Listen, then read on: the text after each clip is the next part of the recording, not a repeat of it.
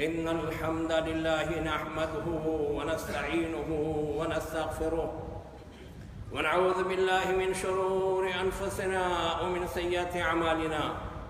من يهده الله فلا مضل له ومن يضلل فلا هادي له. وأشهد أن لا إله إلا الله وحده لا شريك له وأشهد أن محمدًا عبده ورسوله. أما بعد فإن خير الحديث كتاب الله وخير الهدي هدي محمد صلى الله عليه وسلم وشر الأمور محدثاتها وكل محدثة بدعة وكل بدعة ضلالة وكل ضلالة في النار. فأعوذ بالله السميع العليم من الشيطان الرجيم. بسم الله الرحمن الرحيم. يقول الله سبحانه وتعالى في كتابه الكريم: يا أيها الذين آمنوا قوا أنفسكم وأهليكم نارا وقودها الناس والحجارة. وقال النبي صلى الله عليه وسلم: كلكم راع وكلكم مسؤول عن رعيته. الإمام راع ومسؤول عن رعيته، والرجل مسؤول في أهله والرجل راع في أهل بيته ومسؤول عنهم، والمرأة راعية في بيت زوجها ومسؤولة عنها، والخادم راع في مال سيده ومسؤول عنه، فكلكم راع وكلكم مسؤول عن رعيته. برادران اسلام اور حاضرین جمعہ، اللہ تبارک و تعالی نے ہم انسانوں کو بہت ساری نعمتوں سے نوازا ہے. اللہ کی نعمتیں ہمارے اوپر اس قدر ہیں کہ ہم ان کا شمار نہیں کر سکتے. انہی نعمتوں میں سے اللہ کی ایک بڑی عظیم نعمت اولاد ہے. اولاد کو کہا جاتا ہے کہ وہ آنکھوں کے نور اور دل کے سرور ہیں. جس گھر میں بچے رہتے ہیں اس گھر میں بڑی چہل پہل رہتی ہے، سب کا دل خوش رہتا ہے، ماں باپ بھی خوش رہتے ہیں اور دیگر حضرات بھی خوش رہتے ہیں، کیونکہ انہیں اطمینان ہوتا ہے کہ یہ بچے بڑے ہو کر کے ہماری ہر طرح سے مدد کریں گے. ہم بیمار ہوں گے تو ہماری تیمارداری اور علاج کریں گے، بوڑھے ہو جائیں گے تو ہمارے بڑھاپے کے لیے یہ سہارا بنیں گے. کوئی بھی مصیبت آئی، کسی بھی دشمن سے مقابلہ ہوا تو یہ ہمارا ساتھ دیں گے. اور اتنے ہی نہیں بلکہ ان کی وجہ سے ہماری نسل باقی رہے گی اور ہمارا ذکر خیر ہوتا رہے گا. اولاد کی کیا اہمیت ہے اس کا اندازہ اس سے کیجئے کہ جب رسول اللہ صلی اللہ علیہ وسلم کے فرزند ارجمند ابراہیم کا انتقال ہوا تو مشرکین مکہ بہت خوش ہوئے اور کہنے لگے: ان محمدًا قد بطر. آج محمد صلی اللہ علیہ وسلم کے بیٹے کا انتقال ہو گیا، اب ان کی کوئی اولاد نرینہ نہیں رہ گئی، ان کی نسل ختم ہو جائے گی اور بعد میں ان کا کوئی ذکر خیر کرنے والا نہیں ہوگا. مگر اللہ تبارک و تعالی نے ان کی تردید کر کے فرمایا: ان شانئک هو الابتر. اے محمد صلی اللہ علیہ وسلم، ان کی باتوں سے آپ مت پریشان ہوئیے، بے شک آپ کے دشمن ہی ایسے ہیں جن کا بعد میں کوئی ذکر خیر کرنے والا نہیں ہوگا اور جن کا کوئی نام لینے والا نہیں ہوگا. چنانچہ آپ حضرات دیکھتے ہیں کہ رسول اللہ صلی اللہ علیہ وسلم کا ذکر خیر ہر وقت ہوتا رہتا ہے. 5 وقت کی اذان میں جہاں اشہد لا الہ الا اللہ کہتے ہیں وہیں اشہد ان محمد رسول اللہ بھی کہتے ہیں. اقامت میں بھی یہ کلمات موجود ہیں، کلمہ طیبہ میں بھی یہ کلمات موجود ہیں. اور آپ جانتے ہیں کہ پوری دنیا میں جو علماء، طلباء، طالبات حدیث کے درس میں شریک ہوتے ہیں اور حدیث کا درس دیتے اور لیتے ہیں، وہ جب بھی حدیث پڑھتے ہیں تو کہتے ہیں قال قال رسول اللہ صلی اللہ علیہ وسلم. اس طریقے سے ہر لمحہ رسول اللہ صلی اللہ علیہ وسلم کا ذکر خیر ہوتا ہے۔ لیکن وہ مشرکین جنہوں نے یہ کہا تھا کہ اب تو محمد کا نام و نشان مٹ گیا، آج ان کا کوئی ذکر خیر کرنے والا نہیں ہے۔ بھائیو، اولاد کی اہمیت کا اندازہ اس سے کیجئے کہ رسول اللہ صلی اللہ علیہ وسلم نے فرمایا تزوج الودود الولود فإنی مکاثر بکم الامم، ایسی عورت سے شادی کرو جو خوب بچے جننے والی اور محبت کرنے والی ہو، کیونکہ تمہاری کثرت کی وجہ سے میں دوسری امتوں پر اور دوسرے انبیاء پر فخر کروں گا۔ تو یہ کثرت اولاد جو ہے وہ صرف ہمارے لیے ہی مفید نہیں ہے، بلکہ نبی صلی اللہ علیہ وسلم کے لیے بھی باعث فخر ہے۔ ایک حدیث میں رسول اللہ صلی اللہ علیہ وسلم نے فرمایا اذا مات الانسان انقطع عنه عمله الا من ثلاث من صدقة جاریة او ولد صالح يدعو له او علم ينتفع به او كما قال الرسول صلی اللہ علیہ وسلم۔ جب انسان کا انتقال ہو جاتا ہے تو اس کے اعمال کا سلسلہ منقطع ہو جاتا ہے، مگر تین چیزیں ہیں کہ جن کے اجر و ثواب کا سلسلہ مرنے کے بعد میں بھی قائم رہتا ہے۔ ایک تو صدقہ جاریہ ہے، آدمی نے اپنی زندگی میں کوئی مسجد بنا دی، کوئی مدرسہ بنا دیا، کوئی اور صدقہ جاریہ بنا دیا، یہ باقی ہے تو یہ انتقال کر جائے مگر ان کا ثواب جاری رہتا ہے۔ اسی طریقے سے وہ علم کی جس سے لوگ مرنے کے بعد میں بھی فائدہ اٹھاتے رہیں۔ آپ جانتے ہیں کہ بڑے بڑے محدثین اور فقہاء نے کتابیں لکھی اور وہ کتابیں آج تک پڑھی جاتی ہیں، پڑھائی جا رہی ہیں اور ان کو ثواب مل رہا ہے۔ ان کے تلامذہ کا سلسلہ جو ہے جاری ہے اور ان کو ثواب مل رہا ہے۔ اسی طریقے سے کہا ولد صالح یدعو لہ، یا نیک اولاد جو اس کے لیے دعا کرے۔ تو یہ نیک اولاد ایک بہت بڑی نعمت ہے جو آپ کے مرنے کے بعد میں آپ کے لیے دعا کرتی رہے اور آپ کو اس کا اجر و ثواب ملتا رہے گا۔ لیکن یہ نعمت اولاد کی کب حقیقت میں آپ کے لیے نعمت ہوگی؟ جب آپ ان کے حقوق کو ادا کریں گے اور صحیح طریقے سے ان کی تعلیم و تربیت کریں گے، تو ایسی صورت میں یہ اولاد آپ کے لیے نعمت ہے، کیونکہ ان کی صحیح تربیت کی وجہ سے نیک صالح ہوں گے۔ اور اگر ان کی صحیح تعلیم و تربیت نہیں کیا، ان کے حقوق ادا نہیں کیا، تو ایسی صورت میں بہت سارے لوگوں کے لیے ان کی اولاد ہی وبال جان بنی ہوئی ہے اور ان کی وجہ سے پریشان ہیں، آئے دن شکایتیں کرتے رہتے ہیں مولانا اولاد بہت نالائق ہو گئی ہے، ایک بات بھی نہیں سنتی، ماں باپ کی کوئی خدمت نہیں کرتی، سب پریشان ہیں، ہم لوگ بدنام ہو رہے ہیں۔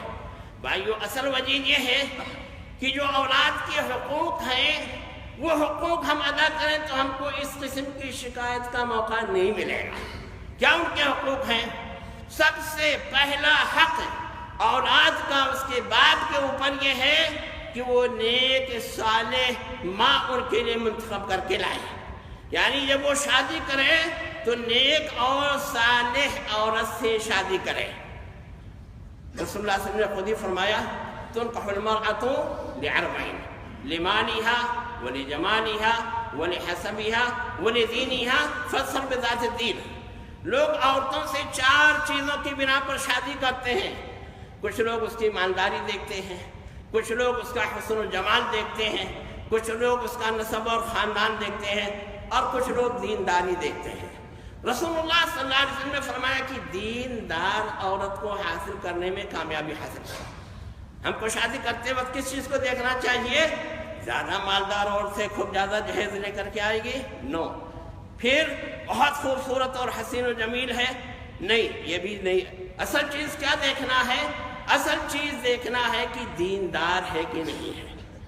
اگر دیندار ہے تو آپ کے لیے بڑی عظیم نعمت ثابت ہوگی، اور اگر دینداری نہیں ہے تو یہی مالداری اس کی جو ہے کبھی آپ کے لیے وبال جان ہو جائے گی، یہی حسن و جمال اس کا آپ کے لیے وبال جان بن جائے گا، اسی طریقے سے اس کا حسب نسب آپ کے لیے وبال جان بن جائے گا۔ آپ کسی میں ذرا بھی اس سے کم ہوں گے تو دینداری نہیں ہے تو فوراً تان و تشنیع شروع کر دیں گے۔ لیکن اگر دیندار ہے، اللہ کا خوف ہے، شوہر کے حقوق کو پہچانتی ہے، تو اسے کسی چیز پر ناز نہیں ہوگا اور کبھی وہ آپ کا دل نہیں دکھائیں گے۔ تو رسول اللہ صلی اللہ علیہ وسلم نے کیا فرمایا کہ دیندار عورت سے شادی کرو۔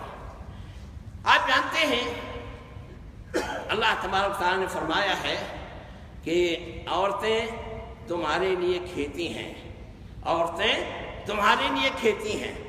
کیا مطلب ہے؟ یعنی جس طریقے سے کھیت میں آپ لے جا کے بیج ڈالتے ہیں، اس کی سینچائی وغیرہ کرتے ہیں تو غلہ پیدا ہوتا ہے، ایسے اپنی بیویوں کے ساتھ آپ ہم بستری کرتے ہیں تو ان سے اولاد پیدا ہوتی ہے۔ آپ جانتے ہیں کہ اگر آپ کی کھیتی کی زمین اچھی ہے اور آپ اس میں اچھی بیج ڈالتے ہیں، سینچائی اور دوائی اپنے وقت پر ڈالتے ہیں تو بہت اچھی پیداوار ہوگی۔ لیکن اگر آپ کی زمین ہی اچھی نہیں ہے، بنجر زمین ہے، تو اس میں چاہے جتنی اچھی بیج ڈال دیں آپ کو پیداوار اچھی حاصل نہیں ہوگی۔ اسی طریقے سے اگر آپ کی بیوی نیک اور صالح ہے اور آپ شریعت کے بتائے ہوئے طریقے پر اس میں بیج ڈالتے ہیں، ہم بستری کرتے ہیں، تو انشاءاللہ آپ کو نیک اور صالح اولاد حاصل ہوگی۔ اور اگر بیوی ہی اچھی نہیں ہے تو جیسے زمین اچھی نہ ہو تو پیداوار اچھی نہیں ہوتی، ایسے اولاد کو بھی آپ کو اچھی اولاد حاصل نہیں ہوگی۔ اس واسطے شادی کرتے وقت سب سے زیادہ جس چیز پر نظر رکھنی چاہیے، جس چیز کا خیال رکھنا چاہیے، وہ عورت کا تقوی، پرہیزگاری اور دینداری ہے۔ اگر یہ نہیں کیا اور آپ کی اولاد نالائق نکل گئی تو آپ کو شکایت کرنے کا کوئی حق نہیں ہے۔ حضرت عمر بن خطاب رضی اللہ تعالیٰ کے پاس ایک شخص اپنے بیٹی کی شکایت لے کر کے آیا کہ امیر المومنین، یہ بیٹا ہماری خدمت نہیں کرتا، ہماری بات نہیں مانتا۔ حضرت عمر بن خطاب رضی اللہ تعالیٰ نے اس کے بیٹے کو بلایا اور کہا دیکھو یہ تمہارے والد ہیں اور تمہاری اس طریقے سے شکایت کرتے ہیں۔ تو بیٹے نے کہا امیر المومنین، کیا سارے حقوق باپ ہی کے بیٹے کے اوپر ہیں یا بیٹے کے بھی کچھ حقوق اس کے باپ کے اوپر ہیں؟ تو امیر المومنین عمر بن خطاب رضی اللہ تعالیٰ نے فرمایا کہ نہیں، جیسے باپ کے حقوق بیٹے پر ہیں ایسے بیٹے کے حقوق بھی باپ پر ہیں۔ اس نے پوچھا امیر المومنین بیٹے کا کیا حقوق ہیں باپ کے اوپر؟ تو انہوں نے کہا کہ اس کے لیے نیک اور صالح محکمہ کا انتخاب کرے، اس کے لیے نیک اور صالح ماں کا انتخاب کرے، اور جب اس کی ولادت ہو تو اس کو اچھا خوبصورت سا نام، اسلامی نام رکھے، پھر جب کچھ بڑا ہو جائے تو اس کو قرآن پڑھائے، قرآن کی تعلیم دے۔ یہ حقوق جو ہے بیٹوں کے باپ کے اوپر ہیں۔ وہ کہنے لگا امیر المومنین، یہ ابا حضور موجود ہیں، ان سے پوچھئے، انہوں نے میرا ایک بھی حق ان تینوں میں سے ادا نہیں کیا ہے۔ میری ماں ایک مجوسی کی کالی کلوٹی لونڈی ہے، اور جب میں پیدا ہوا تو انہوں نے میرا نام جوڑ رکھ دیا۔ جوڑ کے معنی گوبریلا، گوبریلا جانتے ہوں گے شاید دیہات میں رہنے والے لوگ، گوبر کے گوڑ مٹی بنا کر کے کالا کالا کیڑا ہوتا ہے وہ چلتا ہے، تو میرا نام کیا رکھ دیا؟ گوبریلا رکھ دیا۔ اور پوچھئے انہوں نے قرآن کا ایک لفظ مجھ کو پڑھایا ہے کہ نہیں پڑھایا؟ ایک لفظ نہیں پڑھایا مجھ کو۔ تو حضرت عمر بن خطاب رضی اللہ تعالیٰ جلال میں آ گئے اور کہنے لگے تم اپنے بیٹے کی شکایت کرنے کے لیے میرے پاس آیا ہے اور اس سے پہلے تو نے اس کے حقوق ادا نہیں کیے ہیں، تو بھائیو ہم کو اگر ہم نے بیٹوں کے بچوں کے حقوق ادا نہیں کیے ہیں تو شکایت کرنے کا کوئی حق نہیں ہے۔ اس بات سے شادی کرتے وقت سب سے پہلے اس کی دینداری، بچی کی اور لڑکی کی دینداری کو دیکھیے۔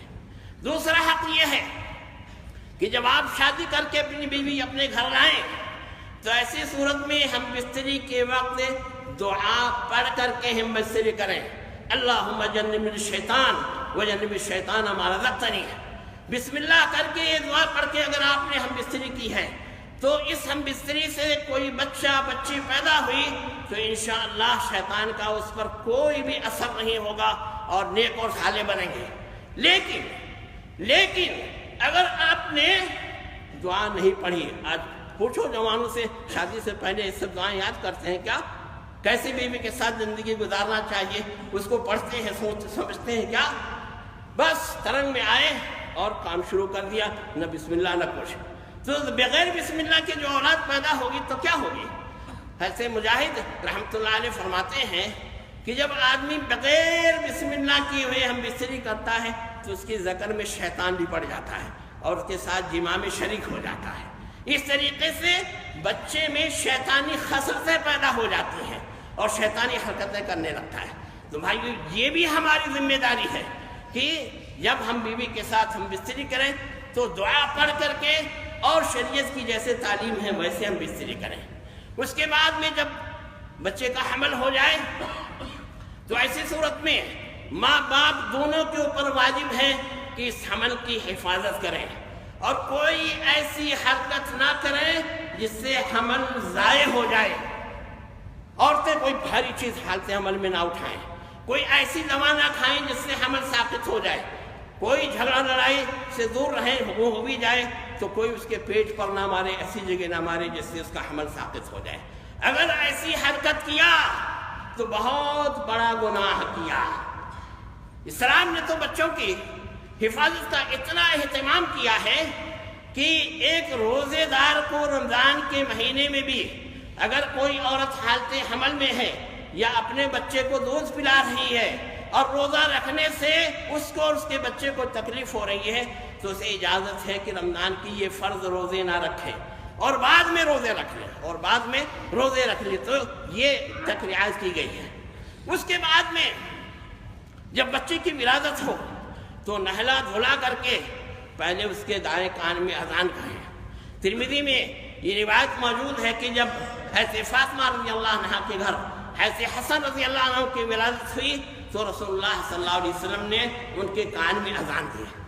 جب بچے کے کان میں شروع میں اذان دے دی جاتی ہے تو یہ توحید اور شہادت الہی الوہیت کے کلمات جو کان کے راستے سے ہو کر کے اس کے دل تک پہنچتے ہیں اور بڑا عجیب اثر ڈالتے ہیں۔ یہ اذان کی آواز سن کر کے شیطان اس کے پاس سے بھاگ جاتا ہے اور یہ کہنے لگتا ہے کہ اب اس پر ہمارا داؤں پیچ نہیں چلے گا، کیونکہ پہلے ہی اذان کہہ کر کے اس کو محفوظ کر دیا گیا ہے، تو اس کا بھی اہتمام کرنا چاہیے۔ اس کے بعد میں آپ بچوں کی پرورش بڑے پیار اور لاڈ سے کیجیے۔ رسول اللہ صلی اللہ علیہ وسلم بچوں کے ساتھ بہت پیار کا سلوک کیا کرتے تھے۔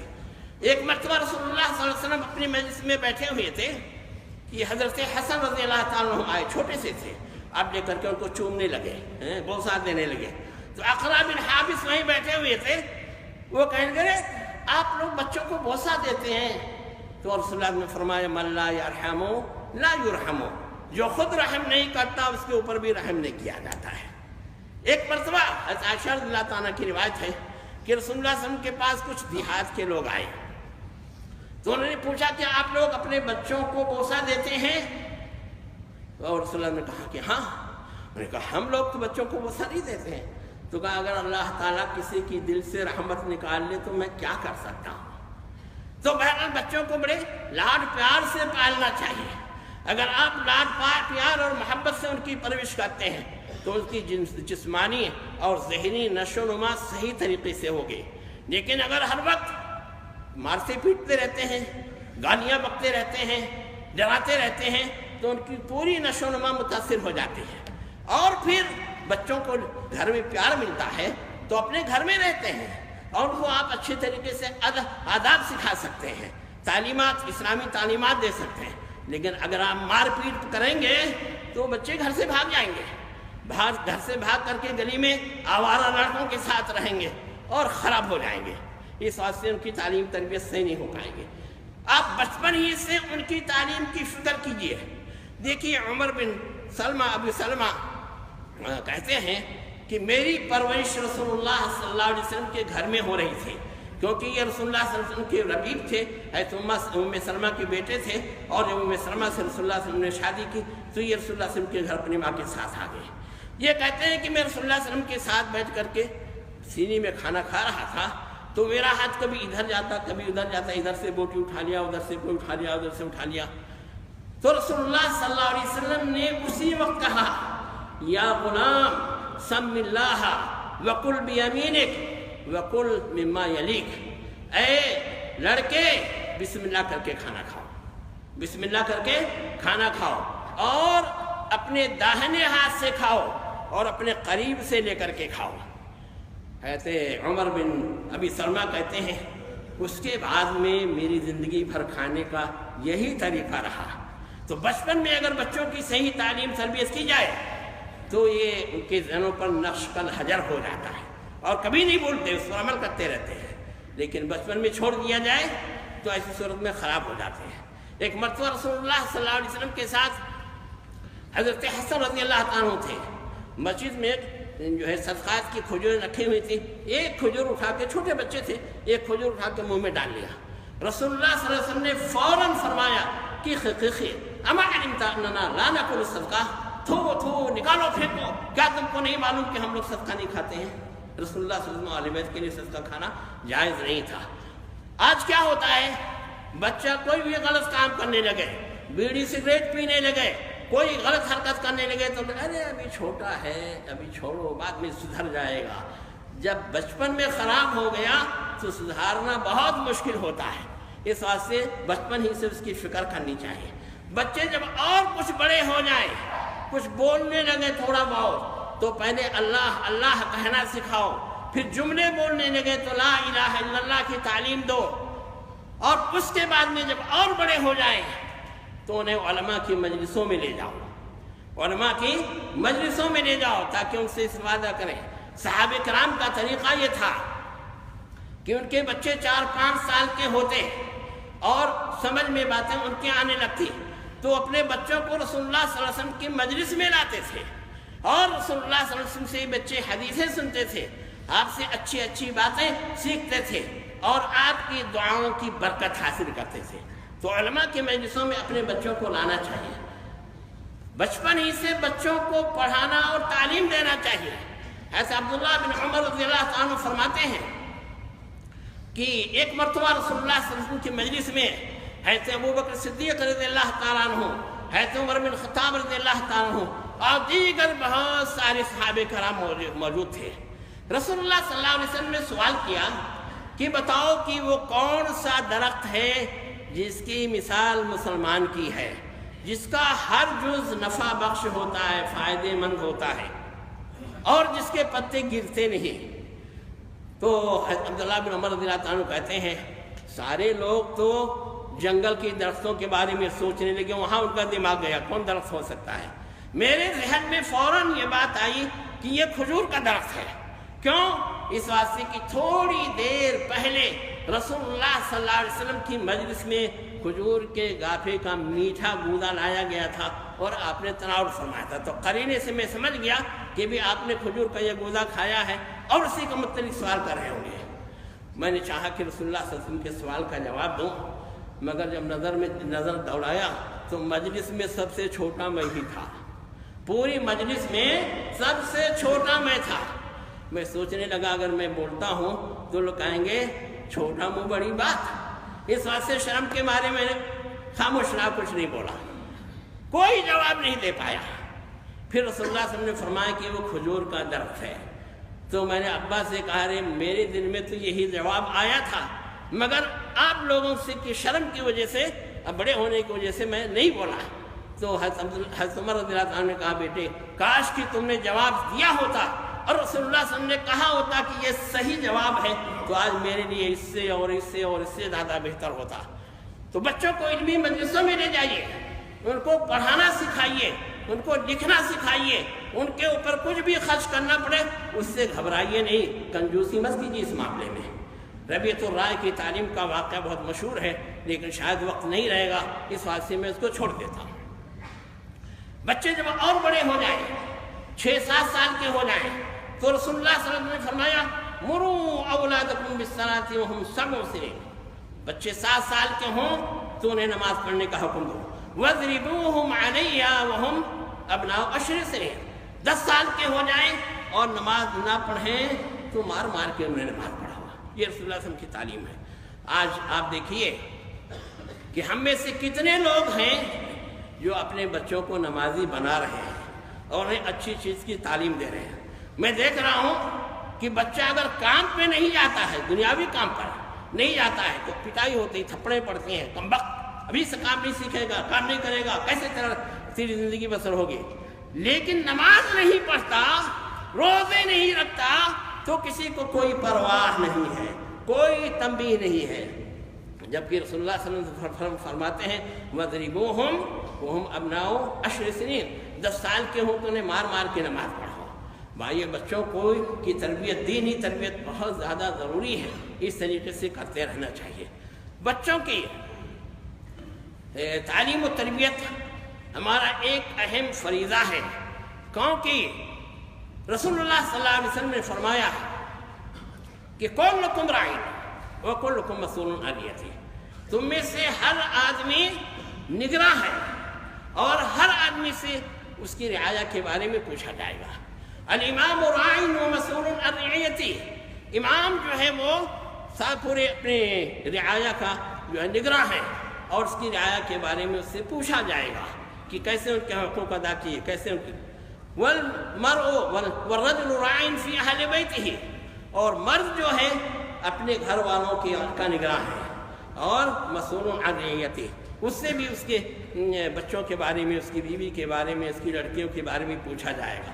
بیوی تمہاری نماز پڑھتی تھی، بیوی تمہارے روزے رکھتی تھی، تمہاری بیوی نقاب پہنتی تھی، بچیاں نقاب پہنتی تھیں، بچے نماز پڑھتے تھے، تم ان کی کچھ نگرانی کرتے تھے، کچھ ان کی تنبیہ کرتے تھے کہ نہیں کرتے تھے، یہ باپ سے پوچھا جائے گا۔ وَالْمَرْأَةُ رَاعِيَةٌ فِي بَيْتِ زَوْجِهَا، اور عورت اپنے شوہر کے گھر کی نگراں ہے اور اس کے بارے میں پوچھا جائے گا، کیونکہ شوہر تو دن میں صبح اپنے کام پر نکل جاتا ہے اور 8 گھنٹے غیر حاضر رہتا ہے، گھر کی دیکھ بھال عورت کرتی ہے، بیوی کرتی ہے، اس سے بھی پوچھا جائے گا گھر کی دیکھ بھال صحیح کیا، بچوں کی پرورش پرداش صحیح کیا، کہ جیسے حضرت گئے تم ٹی وی کھول کے بیٹھ گئی، آج موبائل پر کتنا ٹائم پاس ہو رہا ہے، اسی طریقے سے وقت ضائع کیا، اپنے بچوں کو برباد کیا، ان کو بھی یہ سب سکھایا یا کہ ان کے حقوق کو ادا کیا ہے۔ نقاب تم خود لگاتی ہو، تمہاری بچیاں نقاب لگاتی ہیں یا بغیر نقاب کے گھوم رہی ہیں، تو یہ سب عورت سے بھی سوال کیا جائے گا۔ یہاں تک کہ رسول اللہ صلی اللہ علیہ وسلم نے فرمایا کہ خادم اپنے سید کے، اپنے مالک کے مال کے سلسلے میں ذمہ دار ہے اور اسے اس کے بارے میں پوچھا جائے گا کہ تم نے مالک کے مال کو کتنا صحیح طریقے پہ خرچہ کیا اور کتنا اس میں سے کاٹ کے چرا کے اپنا بینک بیلنس بنایا اور اپنے گھر بیچتے رہے، یہ بھی پوچھا جائے گا۔ تو بھائیوں، اپنی اولاد کے سلسلے میں ہم سے سوال ہوگا، ہم سے پوچھا جائے گا، اور آخرت میں اگر ہم نے تیاری کی ہے تو صحیح جواب دے پائیں گے، نہیں تو جواب نہیں دے پائیں گے۔ اللہ تبارک تعالیٰ نے فرمایا یا ایھا الذین آمنوا قوا انفسکم واہلیکم نارا وقودھا الناس والحجارہ، اے لوگوں اپنے آپ کو اور اپنے اہل و عیال کو جہنم کی اس آگ سے بچاؤ جس کی ایندھن انسان اور پتھر ہے۔ جہنم کے اندر انسانوں کو جلایا جائے گا، لکڑی اس میں نہیں ڈالی جائے گی، جہنم کے اندر انسانوں کو جلایا جائے گا، کافروں کو جلایا جائے گا اور اللہ کے نافرمانوں کو جلایا جائے گا اور پتھر اس میں ڈالا جائے گا۔ تو اس جہنم سے اپنے آپ کو اور اپنے اہل و عیال کو بچاؤ۔ ہم کو جہاں اپنا خود نیک بننا چاہیے اور عبادتوں کا اہتمام کرنا چاہیے، وہیں اپنے اولاد کو اور اپنی بیوی بچوں کو اس کے لیے جو ہے آمادہ کرنا چاہیے۔ آپ فجر میں اٹھتے ہیں نماز پڑھنے کے لیے، ٹھیک ہے، لیکن آپ کی بیوی پڑی سو رہی ہے، آپ کے بچے پڑے سو رہے ہیں، آپ ان کو نہیں جگاتے ہیں۔ اسی طریقے سے اور کسی نیک کام کے لیے آپ جو ہے کوئی نیک کام کرتے ہیں، صدقہ و خیرات کرتے ہیں، کبھی بیوی کو بھی صدقہ و خیرات کرنے کے لیے کہا، اجازت دی، کبھی بچوں سے بھی صدقہ و خیرات کرایا۔ رمضان کے مہینے میں دیکھتے ہیں کہ ہماری بیوی بچے روزہ رکھتے ہیں کہ نہیں رکھتے ہیں۔ اپنا روزہ رکھ لینے سے کام نہیں چلے گا، اپنا بھی روزہ رکھو، اپنی بھی نمازیں پڑھو، خود جہنم سے بچنے کی کوشش کرو اور اپنی اولاد کو بچانے کی کوشش کرو۔ اگر آپ یہ حقوق ادا کریں گے تو انشاءاللہ العزیز آخرت میں آپ کو اور آپ کے آل و اولاد کو کامیابی ملے گی، اور اگر اس میں کوتاہی کی تو آپ سے اس کے بارے میں سوال کیا جائے گا۔ اللہ تعالی ہم سب کو اولاد کے حقوق کو سمجھنے اور ان کے ادا کرنے کی توفیق عطا فرمائے۔ اقول قولی ھذا واستغفر اللہ لی ولکم ولسائر المسلمین فاستغفروہ انہ هو الغفور الرحیم۔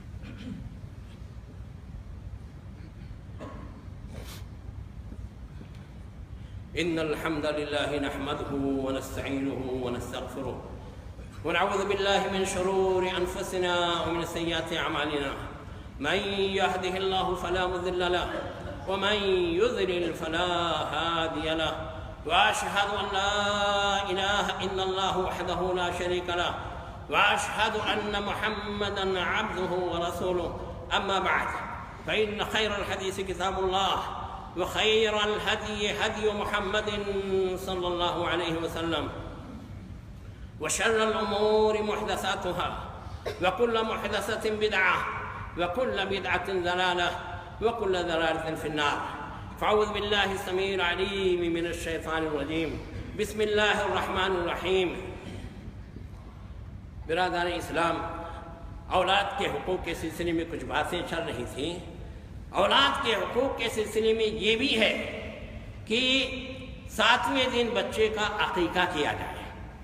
لڑکا ہے تو اس کی طرف سے 2 بکرے یا بھیڑ اور لڑکی ہے تو اس کی طرف سے 1 بکرے کو ذبح کیا جائے. رسول اللہ صلی اللہ علیہ وسلم نے فرمایا کل مولود مرغون بعقیقتہ تذبح عنہ یوم سعیہ. ہر بچہ اپنے عقیقے کے عوض رہن رکھا ہوا ہے. اگر عقیقہ جو ہے استطاعت کے باوجود نہیں کیا تو گویا کہ اپنے رہن کو نہیں چھڑایا. اور اس عقیقے کے جانور کو 7ویں دن ذبح کیا جائے گا. اور ظاہر ہے کہ اس دعوت کی جائے گی یا غربا مساکین اور عزیز و اقارب کو کھلایا جائے گا. اس کا فائدہ یہ ہوگا کہ جب آپ عقیقہ کریں گے لوگ دعوت کھانے کے لیے آئیں گے تو آپ کو اور آپ کے بچے کو دعائیں دیں گے, خوشی کا اظہار کریں گے. اس طریقے سے یہ عقیقہ جہاں رسول اللہ صلی اللہ علیہ وسلم کے حکم کی تعمیل پر مشتمل ہوگا وہیں پر آپ کے اور آپ کے بچے کے لیے خیر کا ذریعہ بنے گا. 7ویں دن ایک سنت بچوں کے سلسلے میں بھی ہے کہ بچے کے بال جو ہے سرے سے صاف کرائے جائیں. وہیں رحق راس ہو, اس کے سر کو کا حلق کیا جائے گا. یہ رسول اللہ صلی اللہ علیہ وسلم نے فرمایا. اس کا بھی بڑا فائدہ ہے. کبھی کبھی ایسا ہوتا ہے کہ بچے کے سر میں کچھ چوٹ لگی رہتی ہے, ولادت کے وقت گر پڑ جاتا ہے اور لوگ سمجھ نہیں پاتے. بچہ خوب روتا رہتا ہے, پتہ نہیں چلتا.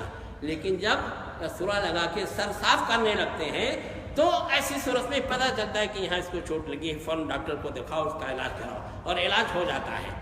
اس کے علاوہ جب بچہ ماں کے پیٹ میں رہتا ہے تو رطوبت میں رہتا ہے, اس سے اس کے بالوں کی جڑوں میں جو رطوبت جم جاتی ہے اور مسامات بند ہو جاتے ہیں. جب حلق کرتے ہیں بلیڈ سے یا اسورے سے تو یہ مسامات کھل جاتے ہیں, تمام میل کچیل صاف ہو جاتی ہے اور آرام سے اس کے سر کو جو ہے خون اس میں دوڑنے لگتا ہے. یہ فائدہ ہوتا ہے. تو بہرحال اسلام کا ہر حکم بڑی مصلحتوں پر مبنی ہے. اسی طریقے سے 7ویں دن جب اس کے سر کے بال کو مڈائیں تو یہ بھی سنت ہے کہ اس بال کے ہم وزن چاندی لیں اور اس کا صدقہ و خیرات کریں.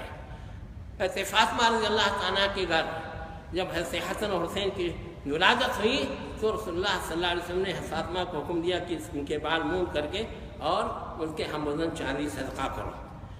ظاہر ہے کہ صدقہ کا تو فائدہ ہوتا ہی ہے. تو یہ رسول اللہ صلی اللہ علیہ وسلم کا حکم ہے. اس کے علاوہ بچے کو 7ویں دن اچھی طرح نہلانا چاہیے. وہ یمات عنہ العظا, اس سے اچھی طرح نہلانا چاہیے. بچے کی صفائی ستھرائی ہونی چاہیے. تو بہرحال یہ چند حقوق ہیں جو بچوں کے ہمارے اوپر واجب ہیں. اگر ان حقوق کو ہم صحیح طور سے ادا کریں گے انشاءاللہ بچے ہمارے لیے نعمت ثابت ہوں گے, ہمارے حق میں بہتر ہوں گے. اور اگر کہیں ہم نے کوتاہی کی تو ایسی صورت میں یہ ہمارے لیے بدنصیبی کی بات ہوگی. ان اللہ وملائکتہ یصلون علی النبی یا ایھا الذین آمنوا صلوا علیہ وسلموا تسلیما. اللهم صل على محمد وعلى آل محمد كما صليت على إبراهيم وعلى آل إبراهيم إنك حميد مجيد. اللهم بارك على محمد وعلى آل محمد كما باركت على إبراهيم وعلى آل إبراهيم إنك حميد مجيد. اللهم انصر الإسلام والمسلمين واخذل الكفرة والمشركين ودمر جميع أعداء الدين. اللهم انصر من نصر دين محمد صلى الله عليه وسلم واجعلنا منهم، واخذل من أعرض عن دين محمد صلى الله عليه وسلم ولا تجعلنا منهم. عباد الله رحمني ورحمكم الله، إن الله يأمر بالعدل والإحسان وإيتاء ذي القربى وينهى عن الفحشاء والمنكر والبغي يعظكم لعلكم تذكرون. فاذكروا الله يذكركم وادعوه يستجب لكم، ولذكر الله تعالى أعلى وأولى وأجل وأتم وأهم وأكبر، والله يعلم ما تصنعون. السلام عليكم.